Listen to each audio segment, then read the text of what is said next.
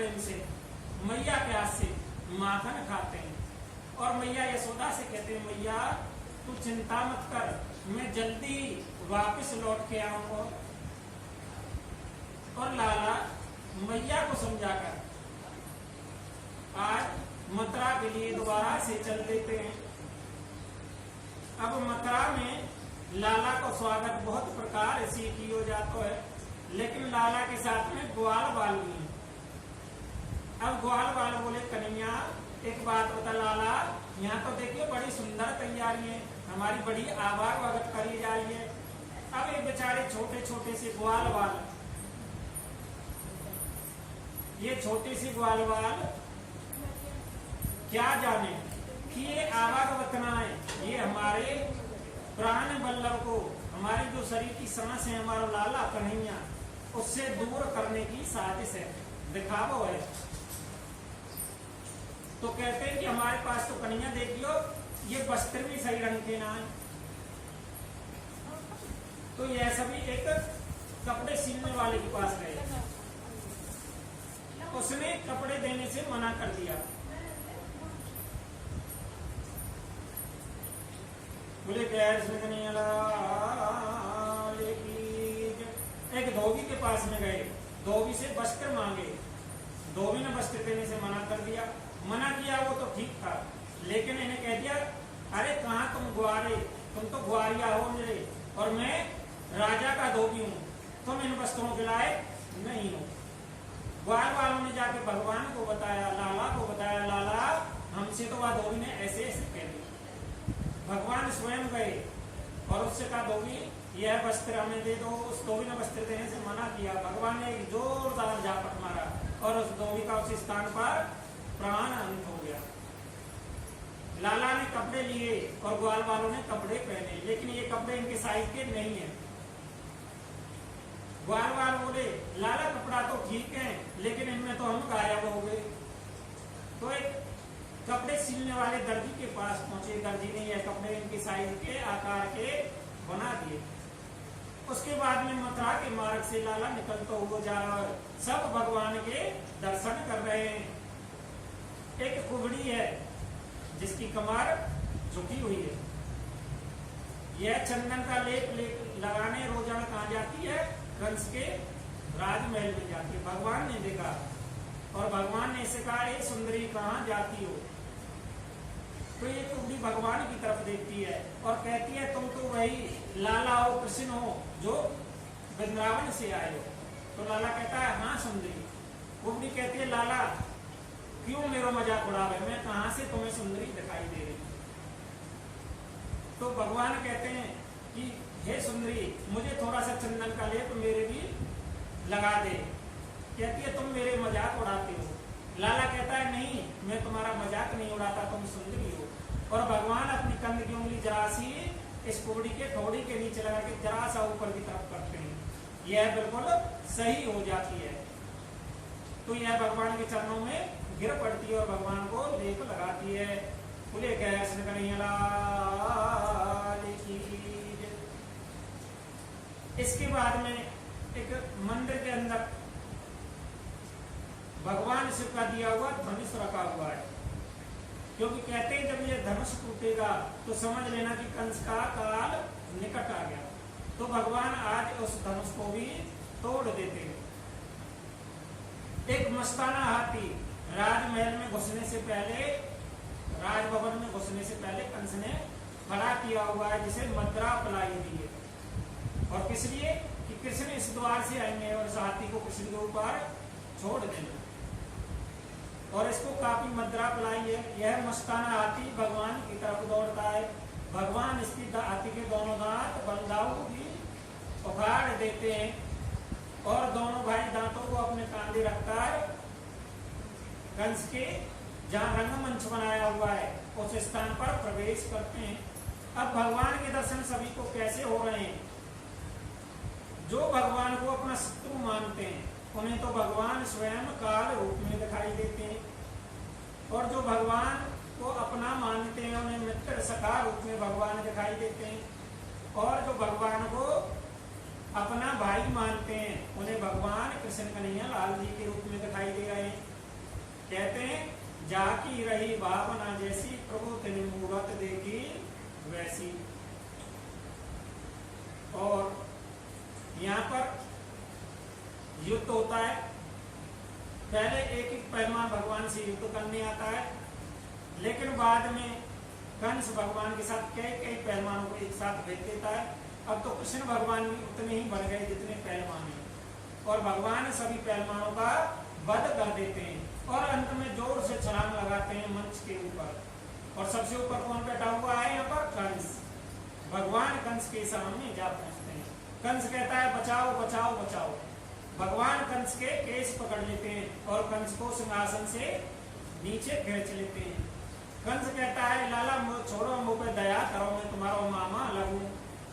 तो भगवान कहते हैं कि मेरी माँ भी तुम्हारी बहन थी, जिसके केस पकड़कर तुमने उसे कारागृह में डाल दिया, और मेरे 6 भाई बहनों को तुमने पत्थर पर देकर शिशुओं को मारा। मेरे चक्कर में नहीं जाने तुमने कितने बालकों को मारा। वो सब भी दया के पात्र थे, लेकिन तुमने दया नहीं की, तो मैं तुम्हारे ऊपर दया क्यों करूं? और भगवान जोर से केस पकड़कर कंस को पटकते हैं और कंस की छाती पर जोर से मुष्टक प्रहार करते हैं और कंस का प्राणान हो जाता है। बोले भगवान चित भगवान की, बोले जय श्री कन्हैया लाल की। और इसके बाद में भगवान महाराजा अग्रसेन को जो जेल में डाला हुआ था कंस ने, उन्हें छुड़ाते हैं। वह अपने माता पिता वासुदेव व देवकी को बंधनों से, कारागृह से बाहर निकालते हैं। महाराज अग्रसेन को राजगद्दी पर बिठाया गया। अब भगवान के साथ कौन रुके हैं? यहाँ पर नंद बाबा भी कन्हैया जी के साथ में रुके हुए। नंद बाबा जानते हैं कि लाला मेरो ना है, ये तो वसुदेव जी को है, लेकिन फिर भी ममता है।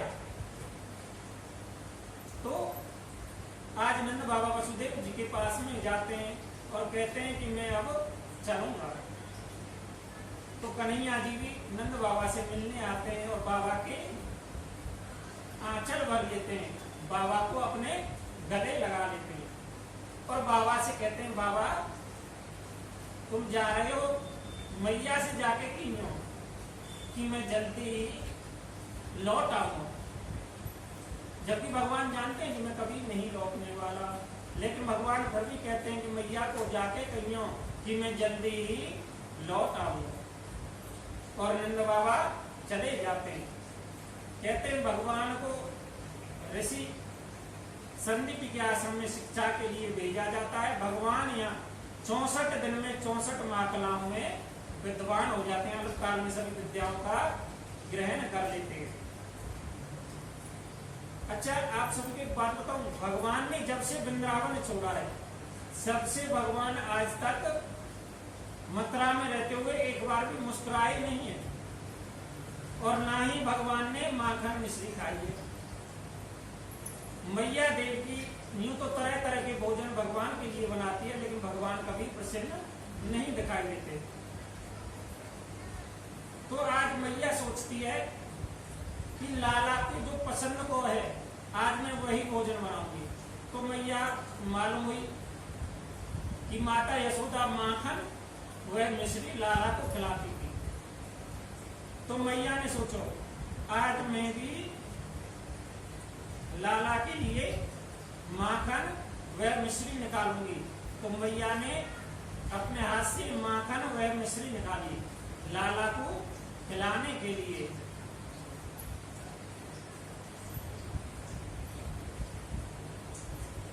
और लाला के लिए माखन मिश्री परोसी। और आज मेरे गोविंद पहले ही बड़े कष्ट में, क्योंकि लाला कहाँ खड़े हुए हैं? महलों के ऊपर, और बराबर से जा रही है जमुना मैया कलमल करती हुई। तो भगवान जी उस जमुना मैया को देख रहे हैं और मन में सोच रहे हैं कि मैं किस प्रकार ब्रज के अंदर वृंदावन में अपने ग्वाल वालों के साथ रहता था, कैसे उनके साथ भोजन करता था। और कैसे गोपियों के साथ मैं नित्य नया प्यार करता था। मैया कितने मन से मुझे माखन मिश्री निकाल के यशोदा मैया मुझे खिलाती थी। उतने में ही देवकी मैया आ गई और देवकी मैया ने माखन मिश्री लाला को परोसा। अब तो लाला जोर जोर से रोने लगे और इतनी जोर से रोए, बहुत जोर से रोए। माता ने समझाए लेकिन भगवान चुप नहीं हुए। इनके मित्र में है उद्धव जी। इतने में ही उद्धव जी आ गए तो मैया ने उद्धव जी से कहा, उद्धव देख तेरा तो कन्हैया मित्र है, तू जाके पूछ वह किसी चीज को कष्ट तो ना है। जब से वृंदावन से यहाँ पे आए हुए मैंने एक दिन भी उसे मुस्कुराते हुए नहीं देखा। तो उद्धव जी जाकर भगवान को पूछते हैं कि कन्हैया आज आप ऐसे दुखित क्यों हैं, आप मुस्कुराते क्यों नहीं? तो भगवान कहते हैं कि उद्धव मेरा शरीर तो मथुरा में है, मेरा शरीर तो यहाँ पर है, लेकिन मेरी आत्मा अभी भी वृंदावन में है। मुझे मैया की बहुत याद आती है और घनी दिन से कोई समाचार भी नहीं है। तो भगवान उद्धव जी को भेजते हैं कहाँ पर? वृंदावन में समाचार लेने के लिए। कहते हैं उद्धव जी जाते हैं, रास्ते में नंद भवन का पता पूछते हैं तो माँ गोपिकाएं कहती हैं कि यह जो जल की धारा दिखाई दे रही है यह जिस स्थान पर खत्म हो जाए वही नंद भवन है। और उद्धव जी नंद भवन में पहुंच जाते हैं, जाकर देखते हैं, आवाज लगाते हैं तो एक बूढ़ा सा व्यक्ति बाहर निकल कर आता है। उद्धव जी पहचान नहीं पाते। उद्धव जी कहते हैं मुझे नंद बाबा से मिलना है। और नंद बाबा की शक्ल आज इतनी बुरी हो चुकी है कि हड्डियां दिखाई देती हैं जैसे कोई हड्डियों का ढांचा खड़ा हुआ हो। उद्धव जी की निगाह अंदर जाकर रसोई घर की तरफ जाती है तो रसोई घर में जाले लगे हुए हैं बड़े बड़े, ना जाने कितने दिनों से कुछ बनाए ही नहीं है। और माता यशोदा पन्ना हिला रही है और पन्ना हिलाते हिलाते कभी कभी वह बीच बीच में मूर्छित हो जाती है। अब मैया को कुछ दिखाई नहीं देता है, मैया अंधी हो चुकी है, रोते हुए मैया को कुछ नहीं दिखाई देता। और जानते हो यह जो जल गोपियों ने बताया कि इस जल की दिशा में चले जाओ, ये जल क्या था? ये मैया यशोदा के आंसू थे। उद्धव जी यहाँ इनसे भेंट करते हैं नंद बाबा से और नंद रानी से, इनको समझाते हैं लेकिन नहीं समझा पाते। उद्धव जी कहते हैं वह तो स्वयं योगेश्वर है, उनके लिए आप विलाप क्यों करते? तो नंद बाबा कहते हैं कि जिसके लिए योगेश्वर होंगे उसके लिए होंगे, वे हमारे लिए तो हमारे प्राण वल्लभ है। अंत में उद्धव जी वहां जाते हैं, यहाँ पर गोपियां बैठी हुई और गोपियां इस समय क्या कर रही हैं? भौरे से बात कर रही हैं। बोले उद्धव जी गोपियों को भी भिन्न भिन्न प्रकार से समझाते हैं लेकिन गोपियों को नहीं समझा पाते। और अंत में उद्धव जी कहकर आए थे मैं शाम तक आ जाऊंगा। आज उद्धव जी को 6 महीने हो गए ब्रज में आए हुए, इतने मगन हो गए आकर। गोपियां उद्धव जी से कहती हैं कि होंगे परमपिता परमात्मा, हमारे लिए वह परमपिता परमात्मा नहीं है, हमारे लिए तो वह हमारे सखा है। कहते हैं कि अंत में उद्धव जी यहाँ गोपियों को समझाने आए थे लेकिन गोपियों ने उल्टा उद्धव जी को समझा दिया और उद्धव जी वापस जाते हैं कहाँ पर? भगवान के पास में, लाला कन्हैया के पास में। कन्हैया जी कहते हैं उद्धव जी मिलाए, उद्धव जी लाला से लड़ पड़ते। उद्धव जी कहते हैं कि लाला तू बहुत बड़ा निर्दोषी है, तुझे जरा सी दया ना आई।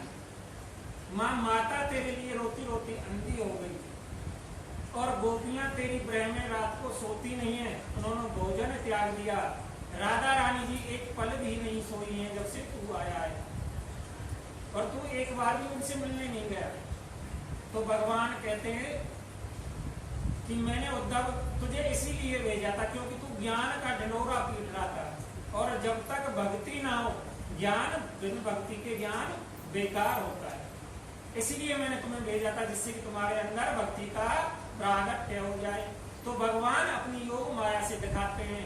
दोबारा उद्धव जी को लेकर जाते हैं कहाँ, वृंदावन में, और दिखाते हैं कि भगवान तो कहीं गए ही नहीं, भगवान तो गोपियों के साथ नहीं है, और माता यशोदा के हाथ से ही माखन खा रहे हैं। बोले गैर से कन्हैया लाल की। अब कंस का ससुर है जरासंध, कंस का ससुर है जरासंध। यह जरासंध भगवान से बदला लेना चाहता है। क्यों बदला लेना चाहता है? भगवान ने कंस को मार दिया, तो जरासंध बदला लेना चाहता है। इसने जरासंध को भगवान 17 बार युद्ध में हरा चुके हैं। तो कहीं से इस जरासंध को पता चल गया कि भगवान ब्राह्मणों से प्रसन्न रहते हैं। ब्राह्मण चाहे तो कुछ ऐसा कर सकते हैं कि मैं लाला को, कृष्ण को युद्ध में हरा दूं। तो ये ब्राह्मणों को जप करने के लिए, भजन करने के लिए बैठा देता है, और ब्राह्मणों से कहता है कि अगर अब की बार भी 18वीं बार भी मैं युद्ध में हारा तो मैं तुम्हें मरवा दूंगा। और युद्ध करने आ गया है भगवान के पास में। भगवान और बलदाऊ जी युद्ध करने के लिए आए, लेकिन आज भगवान युद्ध करने की जगह युद्ध भूमि छोड़कर भाग लिए। क्यों भाग लिए? क्योंकि भगवान को पता था कि अगर मैंने इसको आज युद्ध में हराया तो ये ब्राह्मणों को जाकर मरवा देगा, उनके सिर कटवा देगा। इसलिए भगवान भक्तों की रक्षा करने के लिए आज रण छोड़कर भागने लगे। भगवान का एक नाम और हो गया रण छोड़। बोलिए रण छोड़ भगवान की। तो भगवान का नाम हो गया रण छोड़। भीष्मक राजा है कुंदनपुर के, और इनके 5 पुत्र हैं। इनके भीष्मक राजा के कोई पुत्री नहीं है। एक दिन ये समुद्र के किनारे गए, तो समुद्र में इन्हें एक संदूक दिखाई दी, एक टोकरी दिखाई दी। उस टोकरी में बड़ी चमकती टोकरी को जब इन्होंने अपने निकट खींचा तो उसमें कन्या लेटी हुई है। और ये कन्या कौन है? ये है रुक्मणी जी। अच्छा, रुक्मणी जी किसका रूप है? यह माता लक्ष्मी का रूप है। और लक्ष्मी माता की जो उत्पत्ति होती है वह गर्भ से नहीं होती, यह हमेशा कमल के फूल पर ही आती है। कभी तो इनका जन्म पृथ्वी से होता है। सीता अवतार में आप देखोगे तो यह पृथ्वी से प्रकट हुई, और आज यह कहाँ से प्रकट हुई? समुद्र से प्रकट हुई रुक्मणी माता। बोलिए रुक्मणी मैया की। और रुक्मणी जी को निकालिए भीष्मक राजा ने, इन्होंने अपनी पुत्री की तरह ही इनकी परवरिश की। आज रुक्मणी जी ने अपने मन में प्रण कर लिया कि मैं शादी करूंगी तो केवल कृष्ण से करूंगी, अन्यथा अपने प्राण त्याग दूंगी। और एक ब्राह्मण को बुलाकर रुक्मणी जी ने उसे एक पत्रिका सौंप दी। ब्राह्मण ने यह पत्रिका कहाँ लेकर आ रहे हैं? गोकुलपुर की नगरी लेकर आ रहे हैं, द्वारका की तरफ लेकर आ रहे हैं। और भगवान आज सुबह से ही बलदाऊ जी से कह रहे हैं, बलदाऊ तुम्हारी तो शादी है गई। बार बार कह रहे हैं बलदाऊ जी से। बलदाऊ जी समझ नहीं पा रहे, और भगवान अंत में झूठ बोलकर बलदाऊ जी को कहीं दूर भेज देते हैं। बलदाऊ जी थोड़ा नगरी का भ्रमण कर आओ, नगरी को देखे हुए बहुत दिन हो गए। और इतने में वह ब्राह्मण वह प्रवाह पत्रिका लेकर कहाँ आता है? भगवान के पास आ जाता है। भगवान उस पत्रिका को पढ़ते, उस पत्रिका में लिखा हुआ है कि आप मेरे प्राण वल्लभ हो। मैंने आपको देखा तो नहीं, लेकिन मैंने आपको मन से अपना पति मान लिया है। अगर आप नहीं आए तो मैं अपने प्राण त्याग दूंगी। तो भगवान यह पत्रिका पढ़ते ही रथ लेकर निकल पड़े। और इधर माता रुक्मणी जी कहाँ आती है? मंदिर की तरफ आती है पूजा करने के लिए। इसकी माँ कात्यायनी की। और मन में विचार कर रही है कि अगर मेरे प्रभु नहीं आए तो मैं ये जहर की एक शीशी रखी हुई है, यह जहर पान कर लूंगी। और राजा ने यहाँ पर बहुत बड़ी सेना लगवाई हुई है, क्योंकि वो जानते हैं कि यहाँ कौन आएंगे? द्वारकाधीश आएंगे इन्हें लेने के लिए। अब सेना को एक रथ आता हुआ दिखाई देता है, तो सेना कहती है कि इस रथ की पताका ऊपर देखो कितनी सुंदर है। कोई कहता है रथ के घोड़े देखो कितने सुंदर हैं। और कोई सैनिक कहते हैं कि सब छोड़ो, इसके अंदर जो खड़ा हुआ है उसे देखो, वह कितना सुंदर है। कुछ कहते हैं इसके केस तो देखो, घुंघरालू बाल कितने सुंदर हैं। कोई कहता है नेत्र कितने सुंदर हैं। और इतने में भगवान रथ से उतरे और रुक्मणी मैया को हाथ पकड़ के रथ में सवार कर 1 2 या ऐसे दौड़ से दौड़ गए। सभी का ध्यान हटा तो ध्यान हुआ रुक्मणी मैया वहां पर नहीं है। सबने शोर मचाया, ले गो भगो पकड़ो। इतने में भगवान वहां से निकल गए। अब इन रुक्मणी जी का भाई है कौन? रुक्को। यह रुक्को भगवान से क्रोध रखता है। इसने भगवान का पीछा किया और इतने में बलदाऊ भैया भी पता चल गई कि लाला तुझसे झूठ बोल के चुपचाप यहाँ से निकल गए और कहा गए और रुक्मणी बोले नहीं। और वहां तो बहुत बड़ी फौज पहले से ही तैनात है। तो बलदाऊ जी भी वहां से रथ लेके दौड़े कि कहीं लाला है अकेले ही ना पकड़ ले। और इधर रुक्को दौड़ो किसके पीछे? हमारे लाला के पीछे। और भगवान के रथ से आगे निकलकर रथ के आगे तलवार लेकर खड़ा हो गया। भगवान ने पहले तो इसे समझाने की कोशिश करी, लेकिन ये ना समझो। अंत में भगवान ने एक जोरदार इसके थप्पड़ लगाया, तलवार कहीं जाकर गिरी और इस रुक्को को भगवान ने अपने रथ के चक्का पहिए से बांध लिया। रुक्मणी जी सब देख रही है। इतने में ही बलदाऊ जी भी आ गए। बलदाऊ ने कहा कृष्ण रुक रुक करता क्या है? देख, एक तो ये तेरी पत्नी का भाई है, इसलिए तो इसका वध मत कर, इसका वध हमें नहीं करना चाहिए। दूसरा ये है हमारा संबंधी जन है, रिश्तेदार है। तो भगवान रुक्मणी जी से कहते हैं कि बताओ क्या करना चाहिए। रुक्मणी कहती हैं कि मैं तो अब तुम्हारे आश्रय हूं भगवान, जैसा तुम चाहो वैसा करें। ये तुम्हारा साला है। तो भगवान इसकी आधी दाढ़ी और आधी मूंछ मोड़कर इसे रुक्को को छोड़ देते हैं। बोले क्या इसमें कन्हैया लाला हो गई। बोले क्या इसमें कन्हैया की।